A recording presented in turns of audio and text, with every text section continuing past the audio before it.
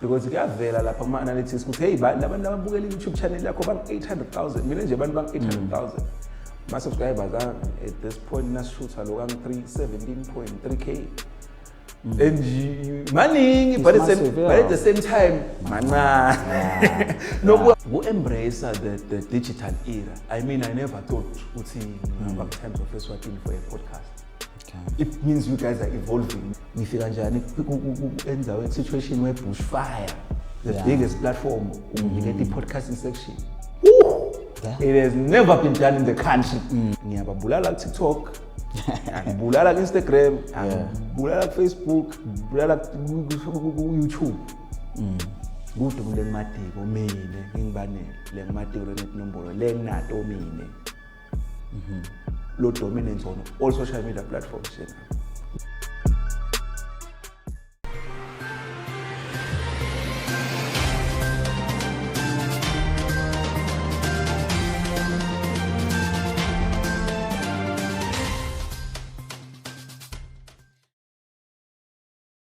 Phela njani mina? Hayi sikhona siyabonga kufika Times Talk podcast. So mnanzi just like higher. Akusatoba mnanzi bana, it's really nice to have you.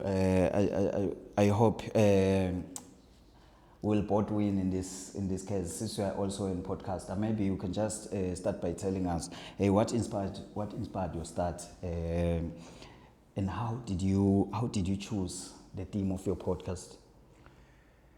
The name of the podcast was The Story. Basically, I come from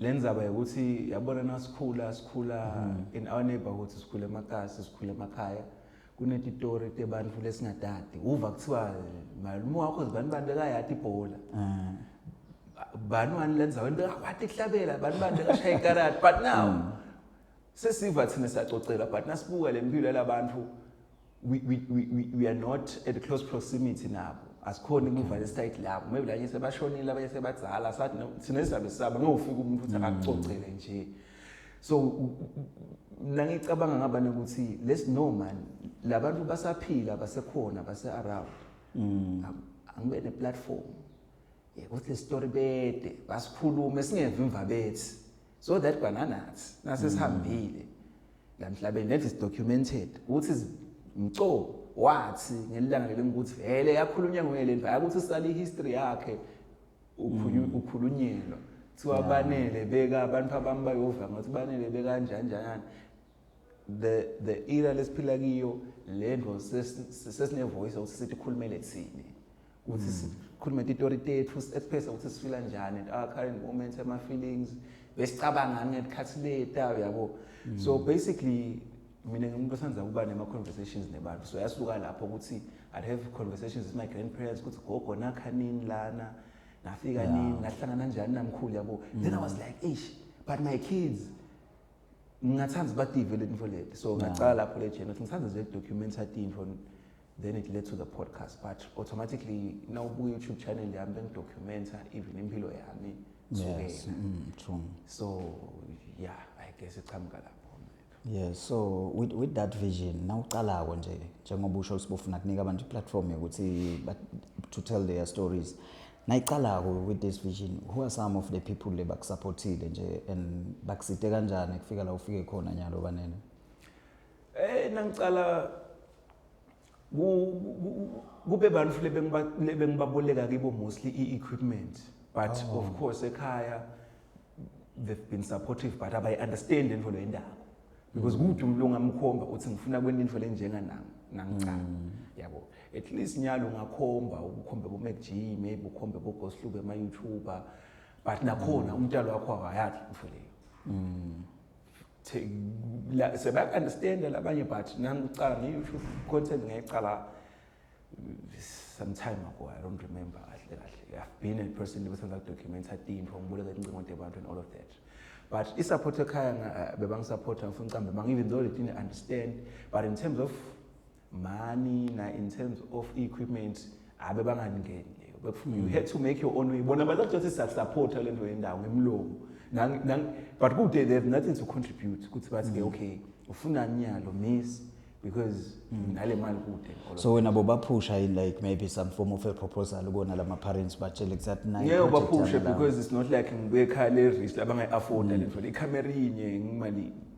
The cheapest is 15k, the cheapest i-range abo 15k camera.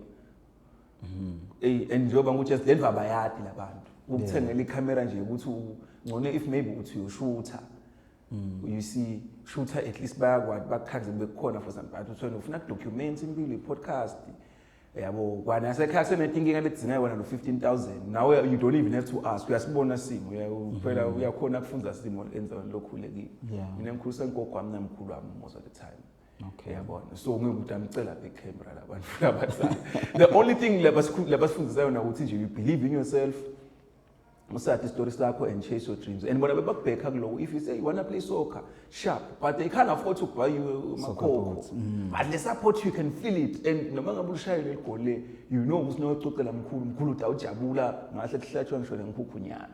So that's all thina we got. I think ngiloko lesekuthola kakhulu sibantu labamnyama and siyak embrace ukuthi le mali in as much as good le financial muscle but the support nayikhona it goes a long way enhlitweni because I knew mina ukuthi noma ngabe ngidi camera bengiboleke emajiteni ngilendwe ngishothi ngiboleke ngathi bangisupporte kakhulu la ngabe ngifuna uploada i-Wi-Fi kude ngiyakhabozibani you see the journey mad walk ngiyoboleka ama-camera bobhere like bengiwalka from Babantu to Lozitha ngiyoboleka ama-camera ekuseni umuntu athi efike ekuseni sihamba muyilethe so le nto le bengiphusha ukuthi the camera ngibolekiwe ngishoot content 3 times i-content lengi-3 ilanga linye because the camera ngisihamba ngifana ijiki and nayijiki afanele Tuesday bengilisebenzise kahle ukuthi ngine-content angilasta till ngibuyele ngoyiboleka. So bantu labafana labo bo David laba ngisida sinangibatshela le ngizabe ecala i-channel baba like hayi sidakusida la sinakhona khona nangaba ukho connected singacala page whatever. So kube bantu nje specifically uhlangana nabo emgaqweni yabo ekhaya njengaloko ngisho nale support boss nobachazela bayibona ukuthi hayi ngabhadalwa ni lento le ubathi hayi ngabhadalwa nini so uyabona ngobatshela ngekubhadala ke batali everyday batakubuta ukuthi sobhadalwa because kuyinkinga phela kuphuma uthi uyoshootha ubuyule ngisatanda uyoshootha ubuyule ngisatanda but akubuta lento uzobe nepressure nawe uzuphe kwata kanti nabo sebabona ukuthi isikhathi siyahamba baconcerned ngakuthi lento le indaba iyacaca yini until ke cala ngena timbasha sengibuya nato bathi oh hayi vele hayi you know setiyangena le mbasha. Yeah, of course. Sitiyangena ngibasha ngendlela etiningi. Yangena in terms of can you maybe tell us some of the ways? Ngena in terms of YouTube, product placement, gigs. Didn't indlela ongamonetize ngayo kwatiwa kwakho umuntu. You don't even have to rely maybe on the money that you get on the YouTube platform itself. Lengasiyo lenganani even like that because remember in Eswatini YouTube is not monetized. Yes, true. You see, so kosa ukuthi uthole indlela tekumonetize lokwatiwa kwakho noma le platform yakho lekule YouTube channel yakho. You will say encourage futhi emaswati ukuthi subscribe ani maswati lama platform lafana nalanga.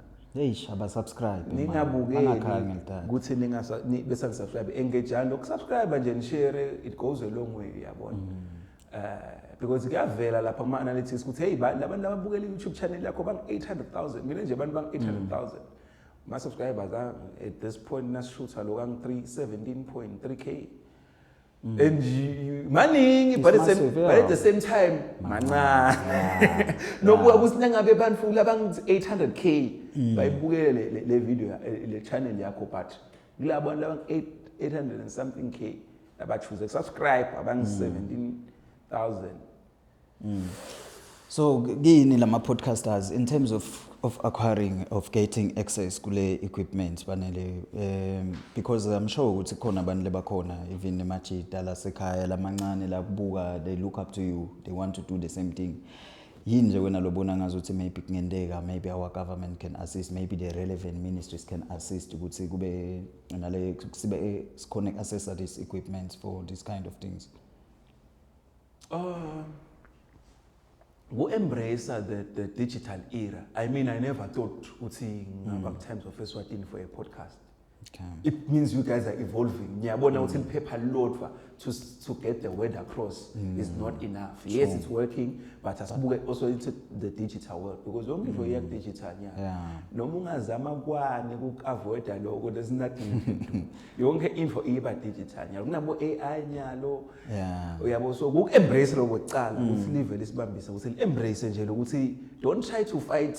It's not a fight ukuthi maybe youth ukuthi site kutothi hayi thina sithi ngiyabhekisa ngathi vele ngila sithi iphepha alingathengwa no asisho njalo sithi le phepha thina si choose ukuthi silidownload la cingweni akube nendlela ukuthi ngilithenge nga the same money lenilithengisa ngayo mina I'd opt to buy it la cingweni ngilifunze la cingweni kunokuthi ngilithenge libe physical copy.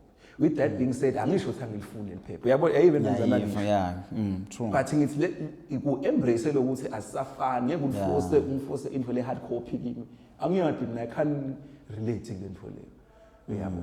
So ukuthi government aqala asibambise ngosahulumende ukuthi kube naleli bridge lelo lokuthi as embraceane because we are from different worlds. Uyabo. Nangabe thina from digital lana ne hard copy where do we meet? And in the slangana nayo yabo and it's not competition ukuthi maybe kuthiwa sekune media bantu sekunjanjanyana I mean nangabe episode 75 that means we are doing good for the culture and for the country at large because we are exporting live lethu. I mean I get emails from people overseas everywhere around the world basho you're good job ngikhumbule ekhaya thank you so much what and then for the shows ukuthi nathi siya contributor tourism yelive because siyalikhangisa nelive kunebantu mina lengabe ngacabanga ukuthi bangwebete ukuthi for instance utawufika kakhulu ichannel la kaNgwane afika athi ufuna kuta podcast of course shout out to bantu labafana nabo Zox uyabona laba khona ngokwenta nohlangana but lokuthi nathi sekune platform lebeka lelive even a good platform that is certified inombolo tiyasho emastatha yasho because nasi thing about lama platform lafana nalanga awukhulumi ngemlomo ukhokha ama analytics uwabeke la bese uthi khuluma.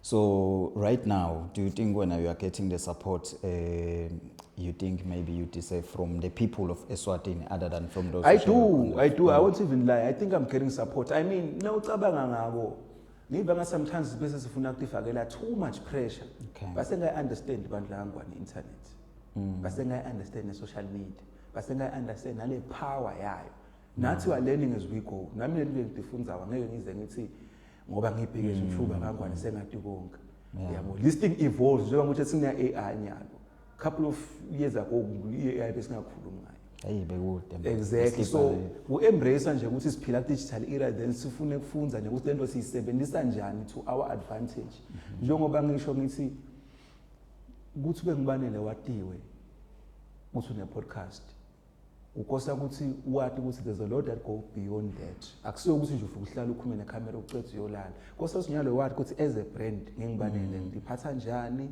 true ngidimaketha njani ukuthi tinkampani tisebente nami ngifika njani enzaweni situation where bushfire the biggest platform unginike the podcasting section it has never been done in the country it has never been done I had a podcast section bushfire what bring you were you collaborating with MTN there yes of course MTN bushfire I have a cooperating relationship with MTN I believe when you work with corporates my brother umsebenzi wakho nawo wento wabakahle yatikhuluma yabo na utende wabakahle aba reliable you do lento abafuna ukuthi uyende you elevator uyabona so me being at the forefront of content at large because me I'm not just a podcaster I'm a YouTuber / content creator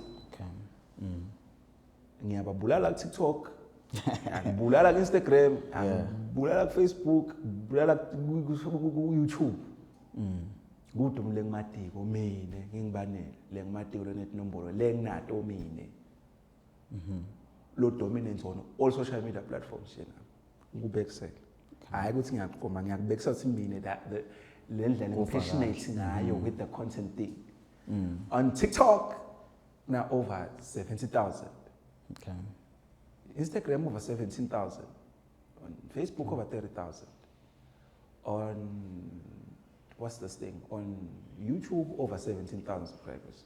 Lokusho is the whole social media platforms.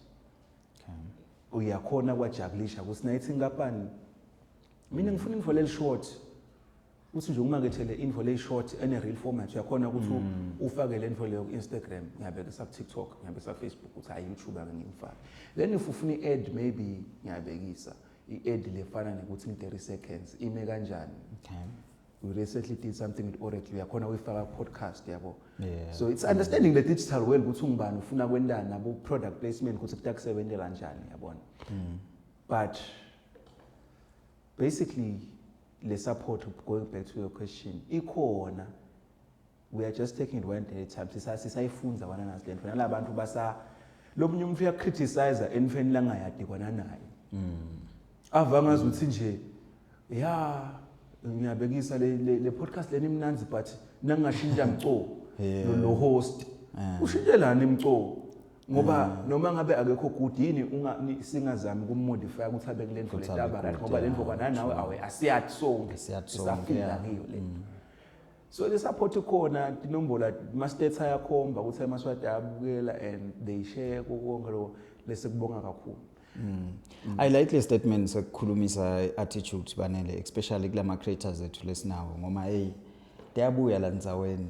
I think mina as a creator as njengema journalist mase approach or something or I want to write something ngawe or something noma ngiyak approach sifika sidike bana show sifuna exchange my numbers. And then when you give me that attitude, they would tell ukuthi wena okay maybe you are already a star out there. Yabo mina I'm too little for you. Ngifuna sikhulumise lenzaba leyo because wena nje naku uyasho ukuthi attitude lonayo wena ikusitile wathola onke lama opportunities lawa ukile waba bushfire you able to grow your brand. Yini lo ungakisho kulala amanye ama creative kuba sita kule nzaba leyo. Ngathini kuwe when you told me ukuthi hey my brother I know you have a podcast but I'd like you to come to the podcast. What did I say? No, you just agreed and kude nalokungana lo ngibuta wona. So ngizama kusho lokho ukuthi yabona sometimes sibantu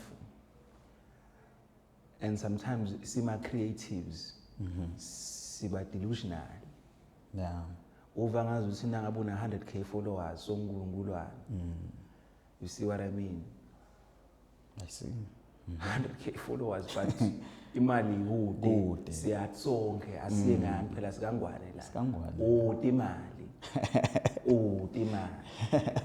You don't have money. Hey, good. Calm down, relax, calm down. Yeah. Relax. Do the work first. Uqale maybe ukusichomela sesibona ukuthi no. Hayi. Na imbita i-times of Eswatini lona. Hey vele kufanele ukuthi simbuke ngoba he worked so hard noma they worked so hard to get where they are.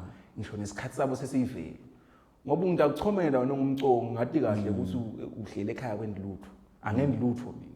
But on social media because ngina 100,000 followers sengiva ngathi ngisilwane. It doesn't help kuba delusional njengoba ngikutshela. Asibeni honest with ourselves. Kude mina ngihlephuka khona ukuthi I have a podcast but I collaborate with you.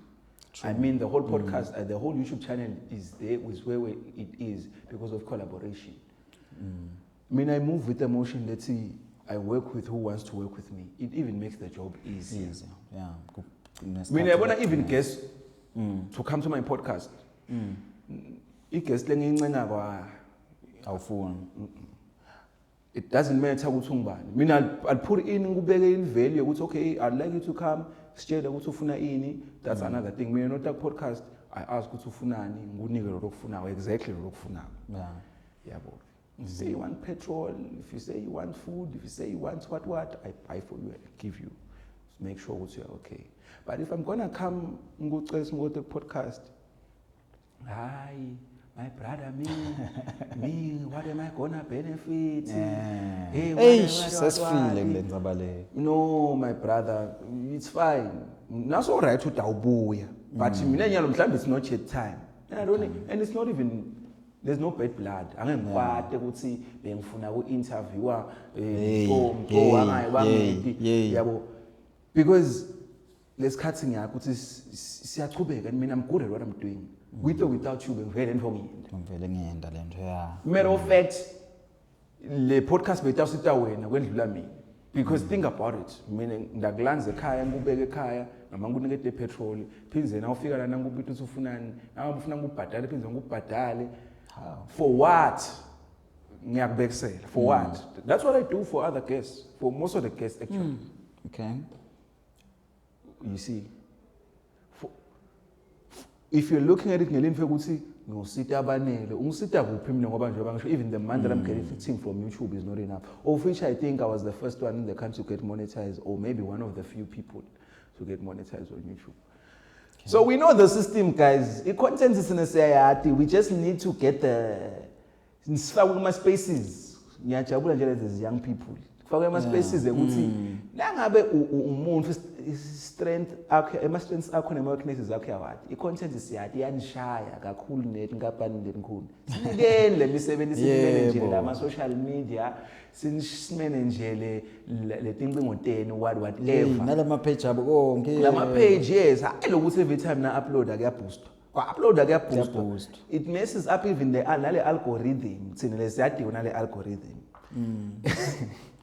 you see so lokuboost angeke ungisite all the time umco sinikeni la mina ngidakhulumela nebaphathi ngiyacabanga they will give you something I content le engejako hayi content eniforce akithi ukuthi uyabona just for ukuthi bani bayibone utho umuntu useyiboostiwe no lesikhathanya lo Coca-Cola in South Africa uses creatives sina if sikulamanye emave ngaba sikho la why are these young people not getting these tenders from lama companies especially with promoting because I'm aware lamanye ama companies even ngisho lama social media pages awo manage abantu abadzala mbamba yet mina I feel like the information highway is more understood by the youth yabona what injumbulo mdzala ngereal ababe khona ngoba bese kubangazi ukuthi bona sekuthiwa now it's a fight njengoba ngishido ngathi mina sili asibuke ukuthi sihlangana kuphi Kwani ngoma yakadzeni beyisilalela kadzeni radioweni ithi lo mdala abonisa omncane omncane abonisa omdala ekhumbula that song basically means it ukuthi angeke nawuthi ngiyafika ku institution kuthiwe hamba ukhuluma na head of marketing umdzala asisho ukuthi akasuke sitamdzinga naye advice yakhe sisenda akathole umuntu otaba ngile bridge ngoba head of marketing nangichamuka ngingibanele mina lo mdzala nginale energy lenginayo uthi lo mfana ukhuluma kakhulu akakhwesha kana ngifike ngakhanza wena lo ngile bridge lo tafika wena bese ayithatha uyoyibeka le umbekeli hayi lo mphathi kahle kahle lo mfana sisebenza naye kunayi field so ipolish ngoba nakusuka mina straight ngiya kuye hayi mina fire my man mina fire nda ukhuluma lo muntu lo yazi somthathela umsebenzi wakhe lo mfana uthu no angeke understand double like too high power lento akhuluma ngayo is fiction yabo kanti wena nangule bridge utawukhona lo ukuthi ubekele kahle ukuthi hayi no in sizokhona sonke siwine ngoba lokumcoka kulomsebenzi lokufanele ukuthi ukhuphuke akuso ukuthi ngibani lo ngcono kunalomunye kona vele I'm also aware ukuthi i-industry yethu ema podcast la kangwana is still at infancy, still developing. Maybe nje you can just highlight to us some of the challenges when you have faced in trying to make this team work and how did you navigate them? I face my challenges every day, my brother. Okay. Angubekisele abantu bahlale bangitshela banele ngiyacela ukuthi ungiside ngicala i-podcast. I've decided to start my own podcast. Ngicela i-guidance yakho. Yeah. Mina into ecala ngisho ngithi ungayendi i-podcast ngoba ubona abanele uyayenda. Okay. Mina I'm doing well i-podcast because into bevele bengifuna ke. Next wasesemncane bengifuna abe TV presenter. Okay. Bengibuya nabo TV bo Hectic 99 into ngeni that. At some point I wanted to go to South Africa to audition to become a presenter. That was my dream. So angeke uzwe lokho nje sikubeke ecace ekucaleni ukuthi ngeke uzwe bese wena ucala i-podcast ngoba ubone mina ngoba mina I'm ahead in so many ways. Lento ngiyibuke ngayibuka in different dimensions lo maybe wena lo safuna ucala lo ngayibuka ngayo. Ngeke ngithi fola i-content letakusebenzela wena noma lo ithandzako lengeke kutraffic yena because nangu uchazela ngithi the work that comes with having a podcast you need to have 3 cameras for a start 3 tripods, lighting, a crew, sound, transport to drive the crew, venue, money to accommodate the guests. I-guest engifuna kwethiwa lenye i-guest nayifika itakutshela ukuthi hey-gents ayingilambile nangandla kuqala lo mina kuthiwa ukuthi mina I charge to do interviews. You have to pay. I have episodes that I shot in South Africa. Sesentini nabo Nota. Okay. I see Nota. Passereng. I think I've never seen a podcast that was shot at Passereng. We shot a podcast in Nelspruit, the biggest taxi rank in Nelspruit. What? We're there and goes Yebo from Kuala FM. We're there, traveling with the crew. My team. I went to Pretoria, Headfield, shoot the episode with the Forex guys. But he said, no, I love what I do. The money is coming out. I'm not making anything. Le mali yaphuma solo lapha. If I tell people how much I spent on content, yami 100k imali ngispendile 100K to make content to brand lobanele kube ngilona with the content lekhona lezana ngabanyana. It's a lot. Yeah, it's a lot. Ngokubekisela ngithi mina I travel with the crew. See South Africa for a week, maybe 2 weeks sometimes. Accommodation, hotel, food. So sidinga lokho sivele and we're exposed at the end of the day nasifika lena sine sigcoka nema local brand ke thina si representa lo Eswatini in so many ways si representa ngetimpahla sithi na tandla temaswati na high content yemaswati lena kuthiwa hey is the YouTube guy from Swaziland akushiwo ukuthi kude ukuthi bathathe superstar bathathe hey is the YouTube guy from Swaziland you know lo Swaziland uyavela naye and when uyasho hey nale khaya sometimes ngihlengiva ngathi abangibambisi but it's fine Delile yabo so siyathinga kakhulu lokubanjiswa nginothi ngabantu sibona labo bo 5000 and go a long way nabo ma organize ma campaign laba wendako basikhumbula yabo ngoba sometimes I get it sometimes ukuthi bantu na ungashaya uthi ufuna kumfaka ephepheni umuntu abuthi ethi ndawo benefitani sometimes ngiyam understand okay ngoba lo mfumba ngeli pressure ngelide akusikho ukuthi ungikhanze ngigcwala mcongo first ngigcwele script so bonke phana ngigibele ekhumbini ngoba ngeli pressure I might as well not do it. Okay. Sometimes umuntu ukhamba ubuya ngaleliso leyo ukuthi not ukuthi akafuni but like say ungibangela pressure ngelide usidanga with a podcast my man nangicetha ibe na 100 views mina so ngigibele solo because social media afakelana ipressure ngoba ngisho people can be delusional. Kunemfulo sinaka ngibona mina ngiwokha maybe ngagogo wami ngigcokele nje ngisekhaya ayithi bani ugcoka kanje nithi ngibona ngisiwumfi mina ayikunenge lokho kona la kithi kangwane kunenga ngadi leni man ngicabanga ukuthi kuyena ngalokuthi phinze wena as leli creator uthi branda kanjani mina ngingumuntu webantu mina ungangikhanza noma nganguphi ngiyafitha nje kahle ngiyangena nje okay I think ngakuvumela kuloko nami indlela lengayingakumitha ngawo back then angase ngaba nema challenges even if I recall masende profile egcwala kwaba lula so bengifuna stress out that part because I think kukhona la kangwane kunenge amongst the creators lokutshela ukuthi hey wena so star you can't of course yati vele imali yadingeka sometimes you have to pay for ukuthi sithole attention yakho. But then coming to the next question, how do you think we can contribute, your podcast can contribute in shaping perceptions like or tackling societal issues, my issues like such as GPV, the platforms like my podcast, do you think they can play a part kubambisa now about DPM's office in? Yeah, for sure, because it's been proven sinalama analytics like asikhuluma ngemlomo ukuthi sifike sikhuluma info lento sikhuluma ngale inombolo thina ngiyasiposta mina nje so ngaqala social media don't get inombolo ngithola ukuthi organic. I've never posted a post in my life. I'm not saying it's wrong, but I choose not to do it because ngifuna make a show the following and that engagement lengitholako is organic yabo ayikakhiyo labantu labo noma ungaletha i-guest lengibande lwana listen because they trust in the quality of your content yabo nangabe ngipost i-video yathola 5 viewers so what ngidawupitcha ngalo 5 viewers ungcono 5 viewers lo ngoba ngiyati ukuthi they will buy showcase they will buy kunokuthi ngiqhamuke nenombolo tema robot Lengathi kahle ukuthi hayi simchuza ngoba unema followers but now uthi uyalalela nase sithiwa sesathengisa labantu labang 1000 losikhomba bona kude namunye lothenga.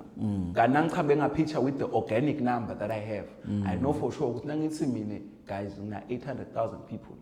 Lo 800,000 people lona ngimthenganga ngimboostelanga bantu laba isearcha YouTube yakutshela ukuthi kuseshwa in for every episode. Yeah. And the algorithm now usesha nje la kangwane ku YouTube. Ngathi nasekhaya babukela abathathu babhale banele ucala ovelako la kangwane. Even maybe kusadakhe. Singile okuba khona ekule ngikhuluma ngakho. So singadlala kakhulu kuba liphimbo kulama platform lanka because njengoba ngishido ukuthi umuntu futhi ukhulumela side lakhe le story. Yathi beke. Ukhulumela wena la ukuthi mina ngibanele ngi-experience nabo and ngiva ngathi ngibe through ku-abuse kalokho so info le ngangisida nginaku how did you go through kuhila kuleyo process naku so ama programs akanjalo thina is open as creatives kwa run I mean kune program esisebenza kiyo with lenye organization bafuna ku-era I think it's 3 episodes that I have to check with my team 3 episodes basiniketa i-budget bathi banana imali nayi bafuna ku-addressa na issue nayi for a campaign they want to run on 3 episodes. Okay. So it's in the shop. Labanye they want to run an ad on the episodes. Which maybe unespaza ufuna advertise spaza sakho maybe MTN ufuna ngane my data. Okay. Maybe the platform is there. My ads are placed lapha to still njengoba ngishido ukuthi it's not like it's about me. The platform even itself was the story. It's for the people. It's not about me. Yeah, so singasebenzisana especially with Hulumende lapho khona sinabambisana khona I mean khona nama project la set afana siwende trade fairs coming up so we are looking forward to bigger things yabo. Yeah. Okay, understandable. If you will have an opportunity Banele maybe to interview one of the legendary figures in Eswatini ngaba ngibani and why? Legendary figures in Eswatini.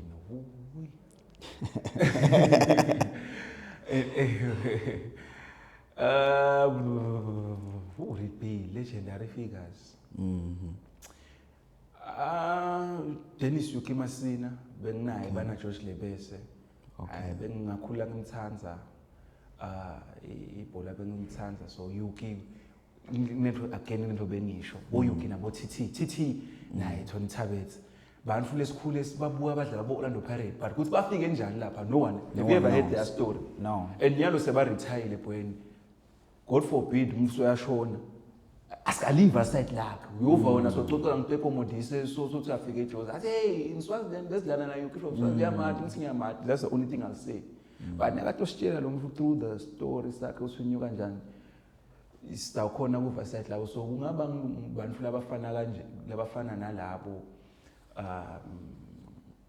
yeah ngaba abantu abafana labo ngitelele list to be quite honest ngoba labanye bantu ufind out asixoxa nje ukuthi utakwengcuma umfula lokho sicoxa athi uyamati lo ngithi mina ishangimati athi hey lona nguzibani baka ethema move la kangwane sengiyakhona ukuthi ngim approach esite ehlelweni kanjani yabo ukuthi movie industry kangwane sebenza njani so if I'm being honest bantu laba kanjalo ngite ilist lengayisho ukuthi ngithi ngilona specifically but lengamention lengakhuluma naye wavuma lo pipeline ngaba ngilonje ngabo bona bo Dennis the big brother Yuki Masina nalabanye bo TT ukuthi angifuna ukuthi ngathi ngibala abadlali bebhola but ngizama lokubaleka kakhulu abanye bantu laba I got a call from Prophet Major V the other day what's he DPM watches the podcast and he likes it, so maybe ngahlala naye.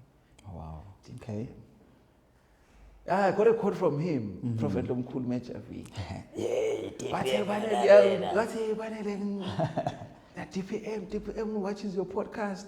Ngathi, please tell him we would like to have him on the show. Yabo. How do you ukhule umuntu loluswati ufike position yokuthi now you are DPM. Thina sifuna motivate as young people. Yeah, and secacile ukuthi the platform inkhuluma ukuthi people know they watch but they don't know what to contribute or ukuthi bangentani because this thing is new. They know. They know. Hey. Okay, so maybe you can, maybe it's our last question, maybe you can just tell us what are your long-term goals for this podcast, Banele? Where do you see it maybe in the next 5 years? What is it that you want to do, long-term goals? Take it one day at a time because njengoba ngisho kufana neliswane ukuthi sisanifaka le content simaswathi sisanifeeda. Sometimes ngihleli ngayifuni ngibhekele lesincane sithi hayi consume the content. So kwanyalo sisekule stage leso. We don't know ukuthi kuthatha isikhathi esinganani as soon as sebakhona ngoba ngeke understand sonke same time eclassini. I mean i-topic i-chapters yakhona ukuthi sifunze but akusho ukuthi sonke si-understandile but regardless fanele we need to turn to the next page. So kanyalo sekule chapter leyo the building space conscientizing in terms of content is concerned then sesingapage ukuthi okay now sesingaqala conversation yokuthi how do you monetize from content. How do you buy equipment? How do you build a studio setup? Because now we are also learning as we go. So kanyalo lesingagcizelela kakhulu. Ukuthi guys, nasivule ama channel sithi Superstar Rockstar Level subscribe, sicela nisubscribe. Sekule era leyo nyanga. Sicela nalama guests abe flexible. Yebo. Yabo accepting society ngaba ngazuthi sise umsebenzi lona lesitawuphila ngawo nyalo kunala nabo dokotela kunabo nurse nyalo sekunama content creator Uphinde sicatshe nabantu ababo. You'd make a living from being a content creator. Mina nangathi team yami inangakho abantu ngingibanele people think How many are you? it's about me. It's me it's sunk it's 5 6 yeah. And those people njoba ngutshela ngithi now run podcast funa abalandwe babekwe kudla sometimes agrees samunye ezingide ama data extender in send money the guest included yeah so it's a lot Ejifele funa bakudonate transport Banele. funa bende Nalithuba lakho lecela ubacela bakudonate man transport. I'd say mina angifuni ukucela mina ngithanda nokucela mina ngithi sinike nomsebenzi siushaye sibhadala ukuze sizokhona sineke catering insurance etsinyama because they can't sengifika sengidocela ngicela ningidonatele. I believe ukuthi mina info longa you need to work for something you need to earn it yabo. Of course nalokuthi maybe usinike kukosa usinike based on ukuthi usibonile lo msebenzi siwenda. So thina silana ready as young people as content creators sifuna lo misebenzi asifuni lokuningi sifuna nisinike lo msebenzi sineslot equip sine because nani sinemsebenzi siyakhona ukuthi nisibhadale nani sinike quality content siyakhona ukuthi sithathe imali thina sichubeke sente quality content even kwana nathi sithenga more equipment more lighting more in we are here to work at the desk at the docela sitosipana la. Siyabonga kakhulu Banele to be part of us today. We really appreciate.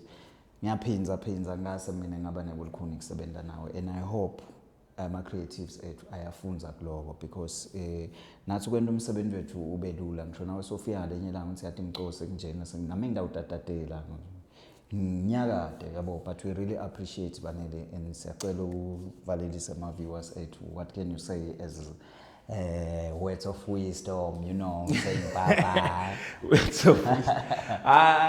No, siyabonga maswati lamahlengo siyami ukuthi nisibukele content siyabonga nokuthi subscribe and share. Mina ningangithola ku Banele WJLM everywhere on TikTok, but most on Instagram, on Facebook, but most importantly, cela niseshe lo Banele WJLM ku Instagram, ku YouTube sorry. Cela niye YouTube fike ngicomfortable subscribe lapho nibukele episode 75 76 so siyacela ukuthi nibukele every person lo interesting figure lokhona la kangwane so ufikile ke lapha ehlelweni and siyabonga nakini mqo Times Talk podcast nalana nanicela ukubukela sicela subscribe not nishaye bell notify every time but drop la ekhaya vile kwasinemfundisi evangelist uke wafika washukumisa la ekhaya so sathoba mnanzi ngiloko lengangisho lokunye maybe lengangeta ukuthi umuntu bafethu akende info lemjabulisa empilweni so that angato traffic every time nakavuka ekseni ukuthi athi hey lekwasa try to find us le passion yakho lonayo try to see how can you make a living out of it. It makes your life easy. Nalento nabe ndiyajabula.